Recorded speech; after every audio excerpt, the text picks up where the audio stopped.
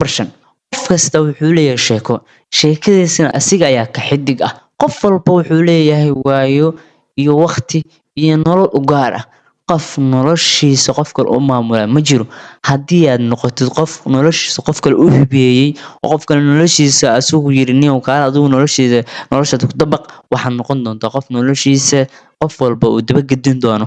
mar walba noloshaada u dhiirigeli wax ku dhiirigelin ku dadaal waxaad u baahan tahay inaad noqotid ku dadaal micnaha dadka mar walba wax weydiisid waxaan ku dhiirigeliyay haddaad tiraahdo wuxuu ku leeyahay waxaan jeclaan lahaa inaan noqdo qof taajir ah waxaan rabaa inaan noqdo qof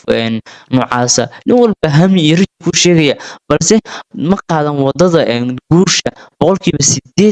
88.8 aan dhaho ama 9 ama 9 iska dhig ma qaadan wadada guusha waayo aad ayay u yartahay qof u adkaysta ama u dulqaata ama u dadaala wadada guusha boqolkiiba boqol nin walba uu guuleysto wuxuu soo maray rafaad iyo dhibaato wuxuu soo maray boqolaal mar aniga kana hadda daawanaysa muuqaalkan sameynaya anigu muuqaalkan waxaan ku fashilmay in ka badan 10 mar waan duubay waan ku celish waan duubay waan ku celish waan duubay waan ku celish haddii aan kuusoo duubi lahaa inta mar aan duubay runtii waad yaabi lahayd inta 10 mar ay ka badan isku dayay waayo ma ahan shay wax iska duubtid aad iskala tagaysid bulshada gudbinaysa wax walbana waxay leeyihiin